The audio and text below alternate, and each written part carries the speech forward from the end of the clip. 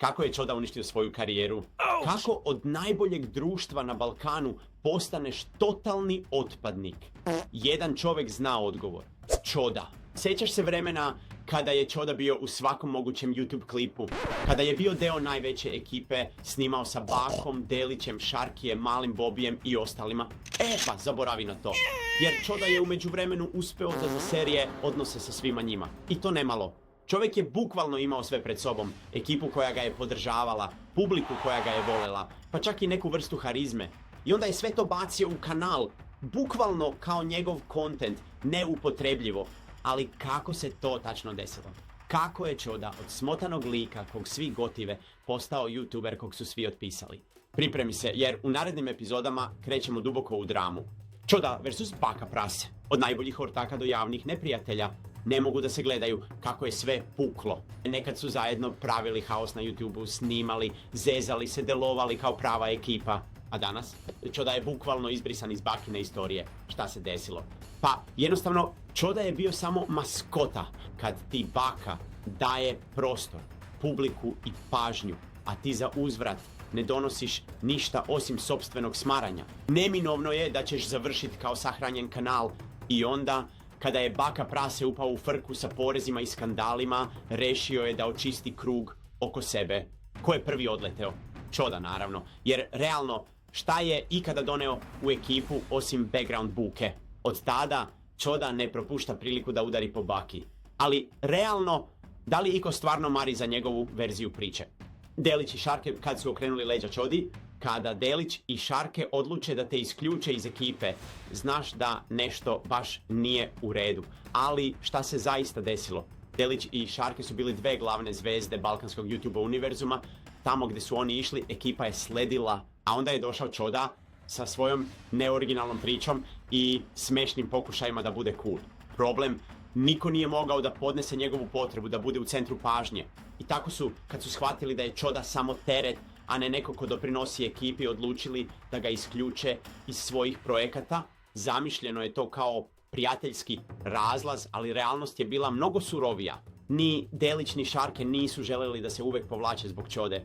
Čovjek je postao glavni problem u ekipi, tako su počeli da ga izbjegavaju. Čoda vs. Jota Freestyle, ko je ovdje prava komedija? Jedan priča kako je gangster, drugi kako je glavni zabavljač, ali ko je stvarno pravi lik, a ko je sprdnja? Čoda i Jota su jedno vreme bili na istom putu. Oba lika su pokušavala da budu smešni youtuberi, ali sa jednom velikom razlikom. Jota je uspeo, Čoda nije. Zašto? Jer Jota ima harizmu, a Čoda samo ponavlja tuđe fore. I tu dolazimo do glavne poente. Čoda nije originalan. Sve što je radio bilo je kopiranje drugih, a kad su originalni kreatori skontali foru, ostavili su ga u prašini. I šta je onda uradio? Uhvatio se za dramu, jer ako ne možeš da praviš dobar kontent, onda makar možeš da plačeš u kameru i pljuješ bivše prijatelje. Piši u komentarima, da li je Čoda ikada bio pravi igrač ili je oduvek bio samo jeftina kopija. Drama sa Šarkijem, Čoda je konačno prešao granicu. Ako je neko stvarno prešao granicu, onda je to bio Čoda sa Šarkijem. Kako? Da vidim. Nekada su bili najbolji ortaci, Čoda i Šarke. Zajedno su snimali, zajedno se smejali, ali onda Čoda je ubacio svoju specijalnu taktiku, počeo je da laže, manipuliše i pravi skandale. I baš kad je mislio da je najveći majstor šefovanja, došlo je vreme za kraj. Šarke je bio previše pametan da bi dozvolio da ga neko ko se ponaša kao glavni idiot uništi. Zbog toga su stvari postale ozbiljne i dok je Čoda još uvek smatrao da je on taj koji sve kontroliše, Šarke je bio umoran od njegovih igara. Čovjek se sve više povlačio, a Čoda samo je snimao još veće gluposti. Šarke je odlučio da okrene leđa i to je bila posljednja kap. Drama sa Komanijom, da li je Čoda prešao svaku granicu? Komanija je bio pobednik u svemu, ali kako je Čoda uništio čak i tu šansu, Čoda je rešio da svoje probleme predstavi kao igru na mrežama. Manipulisao je situacijom, pokušao da napravi dramu za pobedu, ali realno samo je ispao glup lik na internetu. Komanija je imao sve, karijeru i manje ekipu, ali Čoda nije mogao da podnese da nije u centru pažnje. Počeo je da iznosi privatne informacije i kači stvari koje niko nije želeo da čuje. Komanija je bio umoran od toga i rešio da se distancira, znajući da će Čoda samo dovesti do kraja svega. Da li je Čoda sam sebi zakopao jamu ili su mu svi okrenuli leđa jer je prešao granicu? Piši dole, šta misliš? Čoda je izgubio kontrolu kad su svi počeli da ga zovu faca bez stida. Svaka drama na Balkanu ima svog faca bez stida. I guess Čoda je postao baš to. Biti kontroverzan ponekad nije dovoljno. Moraš da poštuješ ljude oko sebe. Ali Čoda to nije shvatio. Njegov pad je krenuo kad je izgubio kontrolu. Bio je hrabar, ali u lošim stvarima. Svađe, laži, drame i na kraju svi su ga počeli zvati faca bez stida. Mogao je mnogo, ali je odlučio da uništi sve što je imao. Postao je neko neprepoznatljiv. Da li ste vidjeli nekoga da ovoliko padne zbog vlastite gluposti? Pišite dole šta mislite. Kako je Čoda postao samo taj tip koji se ne pozdravlja? Zamislite da ste nekada bili na vrhu, a sad ste samo onaj tip kog svi ignorišu. To je Čoda. Kako je došlo do toga?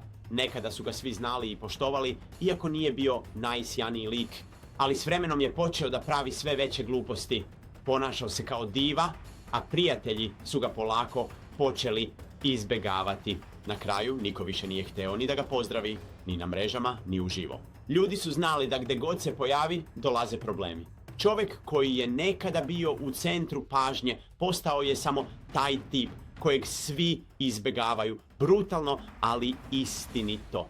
Šta mislite? Da li je Čoda žrtva svojih postupaka ili su ga svi pogrešno shvatili? Pišite dole. Čodi njegov pokušaj da vrati sve. Zašto se svi prave da ga ne znaju? Čoda je pokušao da spasi karijeru. Da li mu je uspelo ili je samo uništio i posljednju šansu? Kada je shvatio da je sve propalo, krenuo je s izvinjenjima i obećanjima da će se promeniti. Ali svi su znali da je to samo još jedan trik da se vrati na vrh. Ljudi koji su ga poznavali vidjeli su kroz njegovu igru. Nikome nije bilo jasno kako neko može tako brzo da padne. Čoda je nastavio po starom, bez poštovanja prema onima koji su ga podržavali. I tako su mu svi okrenuli leđa. Pravi prijatelji su nestali, a on je postao samo još jedan YouTuber koji nije uspio da se vrati. Za Čodu više nema povratka. Da li mislite da je ovo bio samo besmisleni pokušaj? Pišite dole. Čoda na kraju, kako je postao samo deo prošlosti balkanskog YouTubea?